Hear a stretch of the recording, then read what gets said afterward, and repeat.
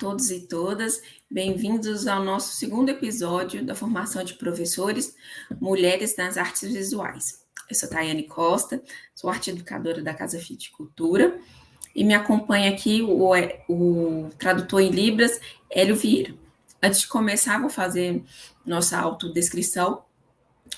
Eu sou uma mulher branca de 36 anos, tenho cabelos compridos, escuros, lisos, estou usando um óculos de grau com armação marrom, uso uma blusa preta, estou na minha casa, ao meu lado tem uma estante amarela com alguns livros e objetos, e atrás de mim um guarda-roupa. O Hélio é um homem branco, tem um cabelo curto, escuro, usa uma blusa preta e ao fundo uma parede branca. O mundo da arte precisa de mais artistas mulheres, porque só assim a arte pode ser um reflexo mais completo e preciso da nossa sociedade. Adriano Varejão. Essa frase fala um pouco, né, da importância da gente mostrar, pesquisar, ler sobre as artistas brasileiras, para a gente ter mais conteúdo sempre sobre esse assunto, né? Porque não adianta nada uma artista estar no seu ateliê produzindo e não expor isso para o mundo, né? Ninguém vai ficar, a gente não consegue entender. Bom, nesse segundo episódio a gente vai falar de artistas mais no final do modernismo e da arte contemporânea. A gente vai começar então pela Djanira. A Djanira da Mota e Silva, ela foi uma pintora, ela nasceu no interior de São Paulo, e ela, na sua obra, mostra muito da questão da pintura popular, né? Então, ela, muitas vezes, a sua obra foi considerada uma obra menor, uma obra primitiva. Alguns falavam que sua obra é uma obra ingênua, e ela mesma respondia, eu que sou ingênua, a minha pintura não.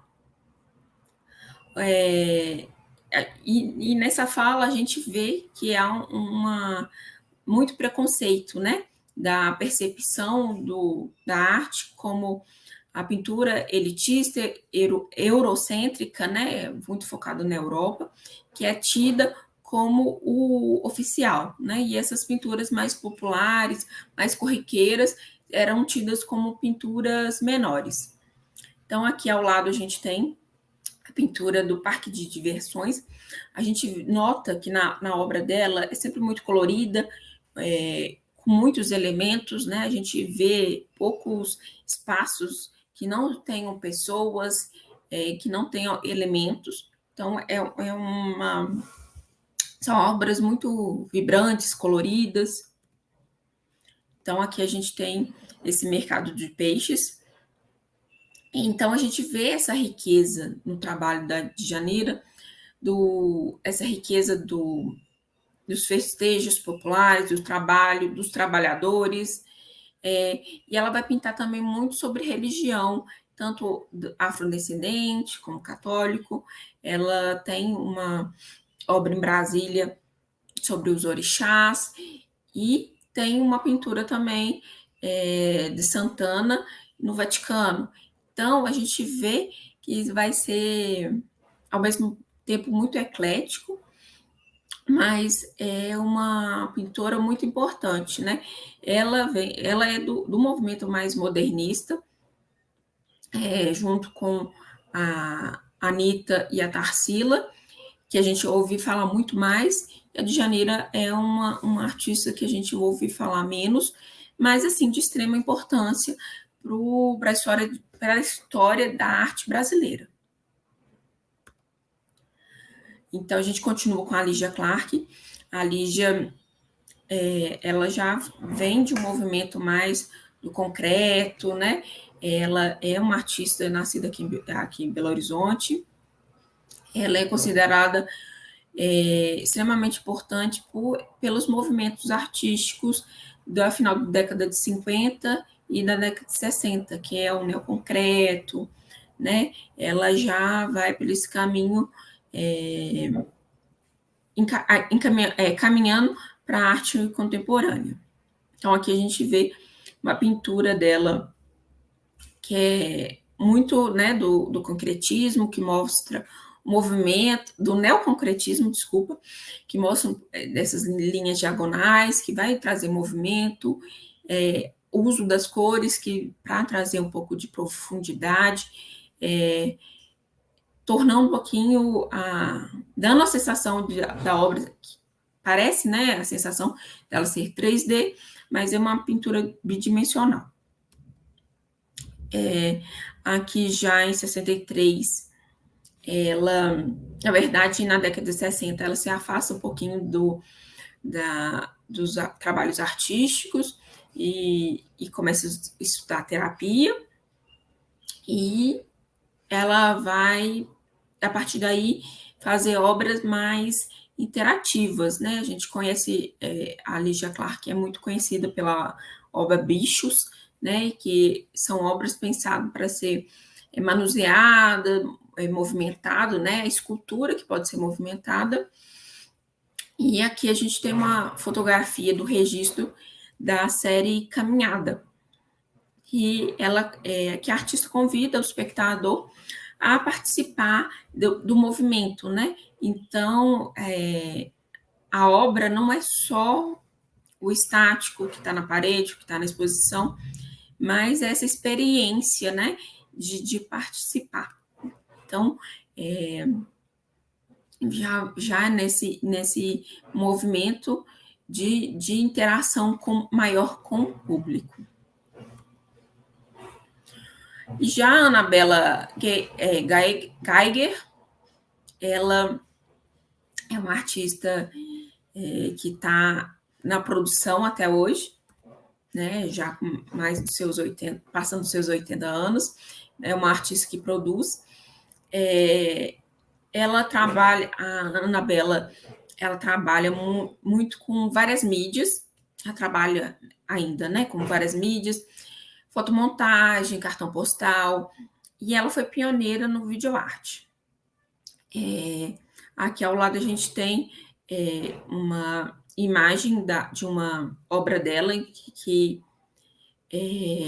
o pão nosso de cada dia. Então aqui é um saquinho de pão com um carimbo, depois cartões postais mostrando a imagem do pão com essa cartografia, que a gente vai ver que vai acompanhar no seu trabalho.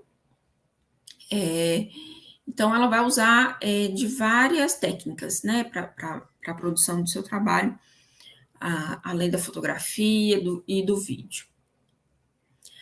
Geiger também é conhecida por sua obra que explora as cartografias, como a gente viu anteriormente, e uma das suas obras mais conhecidas, Brasil Nativo, Brasil Alienígena, realizado na década de 70, que questiona a identidade nacional brasileira e a forma de como ela é construída. Aqui, essa obra, ela é feita com... Vou até ler um trecho também desse livro, História de Mulheres Feministas, que a própria Ana fala do seu trabalho. Geiger afirma que esse trabalho foi feito em solidariedade aos grupos indígenas, que na década de 70 estavam sendo desapropriados pela expansão territorial no interior do país. Para a artista, uma questão de identidade de gênero ligada à mulher não é apenas uma identidade de gênero ligada à mulher, mas sim um movimento relacionado à pluralidade das minorias às margens da sociedade, incluído todos os grupos que padeciam da falta da cidadania durante a ditadura militar. Então, ela fala, né, ela mostra o trabalho dela falando dos indígenas. Ela vai ter essa temática das minorias, no seu trabalho. Essa obra Brasil Nativo, Brasil Lineage, ela é composta por vários cartões postais, que eram cartões postais vendidos em banca para falar sobre o Brasil, né? Para falar sobre o interior do Brasil, sobre os índios. Só voltando um pouquinho na Anabela Geiger. Então, nesse trabalho, ela vai mostrar um pouquinho de questionar, né? Ela questiona, ela vai questionar sobre o território das minorias, enfim, ela tem um trabalho muito interessante nesse sentido. E nossa última artista da nossa formação, a Rosana Paulino. A Rosana é uma artista visual brasileira, educadora, curadora, doutora em artes visuais. A gente vê que de todas as artistas que a gente mostrou nesse vídeo, são artistas que tiveram a condição de estudar, não só aqui no Brasil, mas fora também. Aqui a gente vê uma obra da Rosana, A Parede de Memórias, que é uma obra que ela produz desde 1994. Então, ela usa de tecido, microfibra. O trabalho dela vai ter muito da questão da imagem da pessoa negra, do tecido, da costura, dessas misturas de técnicas, né, na sua obra. Aqui já a Musa Paradisíaca é uma obra que esteve na Casa Fiat de Cultura, na exposição Entre Panos. São vários tecidos de impressão digital, costurados, e ela propõe aqui um modo muito ousado em debater a questão da raça, do gênero, né? Aqui mostra a mulher negra que vendia, né, a mulher de tabuleiro, né, a negra de tabuleiro, questão da banana muito forte também, né, aqui no Brasil. Então ali, yes, nós temos, e muito daquela música, yes, nós temos banana, enfim. Está presente o azulejo português também, que fala um pouquinho desse período colonial. E para finalizar o nosso vídeo de hoje, uma proposta, né, de atividade pensando no trabalho da Lygia Clark, né, pensando na performance, né, dessa interação com a obra, né, na obra não só vista como bela ou exposta na parede ou no pedestal, mas essa interação. Só voltando um pouquinho. Então, para essa atividade, a gente vai precisar de papel. A própria Lídia, ela vai falar um pouquinho dessa obra. Ela sugere papel branco, mas eu vou trazer para vocês a ideia de fazer no jornal ou na revista, né? Um papel mais colorido, reaproveitando também outros papéis. Cola e tesoura. Então, materiais bem simples. Aqui tem algumas habilidades do BNCC para que possam ser utilizadas nos planejamentos, né? O Banco Nacional Curricular, Base Nacional Curricular. Então, a importância de conhecer artistas brasileiros, explorar suportes diferentes e técnicas tridimensionais, né? Então, o objetivo dessa atividade é ter mais noção espacial, coordenação motora, atenção e concentração, estimular a participação ativa dos alunos e conhecer e apreciar algumas obras de mulheres brasileiras. A ideia das atividades propostas na formação de professores é que possa ser feita em várias classes, né? Então, a gente vai poder adaptando a linguagem, como a gente vai levar sobre esses artistas para cada sala de aula e adaptando para cada aluno, né? Cada aluno, cada turma. Então, a ideia é fazer reproduzir a obra Caminhada, de 1963. Essa atividade pode ser feita individual ou em grupo. É interessante em pensar em fazer em grupos, pelo menos em duplas, para que um possa registrar enquanto o outro executa, né? Então, já pensando nessa interação entre os alunos também. E a própria Lígia Clark deixa as instruções sobre essa obra. Então, faça você mesmo uma caminhada com uma faixa branca de papel, corte na largura, torça e cole de maneira de obter uma fita de Moebius. Tome então uma tesoura, enfie a ponta na superfície e corte continuamente no sentido do comprimento. Tenha cuidado para não cair na parte já cortada, já que separaria a fita em 2 pedaços. Quando você tiver dado a volta na fita de Moebius, escolha entre cortar à direita ou à esquerda do corte já feito. Essa noção de escolha é decisiva e nessa reside o único sentido dessa experiência. A obra é seu ato. À medida em que se corta a fita, ela se afina e se desdobra em entrelaçamentos. No fim da caminhada, é tão estreita que não pode mais ser coberto. Então, chega no momento que não tem jeito de mais cortar. Essas instruções foram tiradas do site do portal da Lígia. Então, o que seria essa fita de Moebius, né? Essa fita de Moebius é uma fita que eu vou mostrar a minha, que eu fiz aqui de revista. É uma fita que ela não possui uma borda só. Se você for acompanhar, a borda é como se tivesse uma única borda. Então, essa fita representa o símbolo do infinito, né?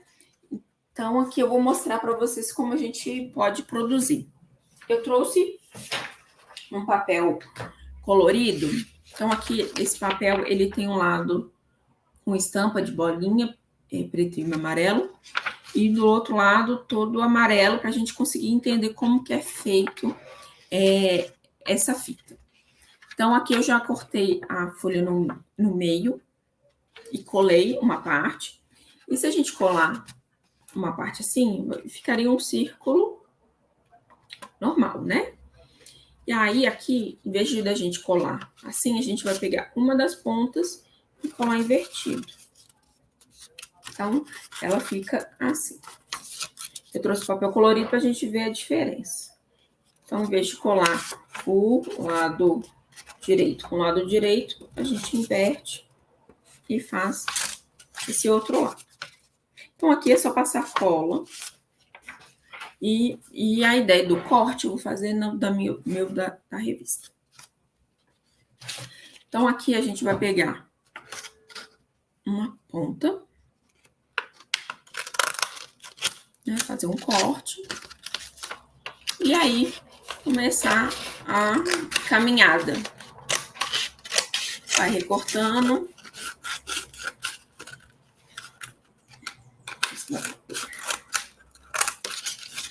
E vai chegar um momento que esses recortes vão se encontrar. Aí são as escolhas que cada um vai tomando, né? Então, aqui eu trouxe um outro já pronto, já mais recortado, já no sulfite branco, que vai se tornando, a fita vai se tornando uma grande fita, uma enrolada na outra. E a ideia é mostrar, tá vendo? Aqui a gente pode já pensar em outras esculturas com papel e pensar nessa experiência do corte, das escolhas, né? Então, aqui uma ideia é da ação ser filmada ou fotografada, então um aluno faz, enquanto um grupo faz, enquanto o outro registra. E, no final, para pensar a avaliação, é pensar nessa experiência, né? Cada um falar da sua experiência, qual a ideia que teve, a importância das decisões, se ele tomou uma decisão que se julga ser certa e cortou a fita ao meio, ou se não. Então, a partir daí, dá para ter muita discussão em sala de aula sobre, além da arte contemporânea, muitos outros conteúdos também, ok? Algumas das nossas referências, aqui eu trago mais alguns sites, incluindo o site da Lígia, né, o portal da ligiaclark.com.br, onde tem essas descrições. E antes de fechar, eu vou trazer também uma frase da Lígia Clark. As artistas mulheres brasileiras, ao longo da história, tiveram que lutar contra muitos obstáculos, incluindo preconceito de gênero, falta de oportunidade e reconhecimento. No entanto, elas demonstraram grande resiliência e criatividade em suas obras, muitas vezes abordando questões sociais e políticas relevantes e deixando um legado importante para a história da arte no Brasil. Eu agradeço a participação de todos nesse vídeo. Qualquer dúvida, pode deixar aqui nos comentários. Alguma sugestão para novos temas, para os próximos formação de professores, é só deixar aqui embaixo, tá ok? Muito obrigada, até o próximo vídeo. Tchau, tchau.